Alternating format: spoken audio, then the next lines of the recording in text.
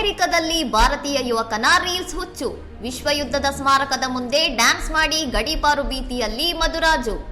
ಭಾರತೀಯ ಮೂಲದ ಮಧುರಾಜು ಎಂಬ ಯುವಕ ತನ್ನ ಗೆಳತಿಯೊಂದಿಗೆ ವಾಷಿಂಗ್ಟನ್ನಲ್ಲಿರುವ 2ನೇ ವಿಶ್ವ ಮಹಾಯುದ್ಧದ ಸ್ಮಾರಕದ ಮುಂದೆ ಟಿಕ್ಟಾಕ್ ರೀಲ್ಸ್ಗಾಗಿ ಡ್ಯಾನ್ಸ್ ಮಾಡಿದ್ದು ಈಗ ತೀವ್ರ ಸಂಕಷ್ಟಕ್ಕೆ ಸಿಲುಕಿದ್ದಾನೆ.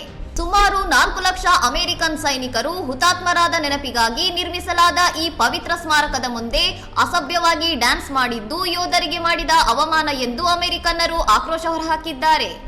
ಅಮೆರಿಕದ ರೀತಿ ನೀತಿ ಮತ್ತು ನಿಯಮಗಳನ್ನು ಉಲ್ಲಂಘಿಸಿರುವ ಹಿನ್ನೆಲೆಯಲ್ಲಿ ಅಧಿಕಾರಿಗಳು ಮಧುರಾಜ್ನನ್ನು ದೇಶದಿಂದ ಗಡೀಪಾರು ಮಾಡಲು ಗಂಭೀರವಾಗಿ ಚಿಂತಿಸುತ್ತಿದ್ದಾರೆ.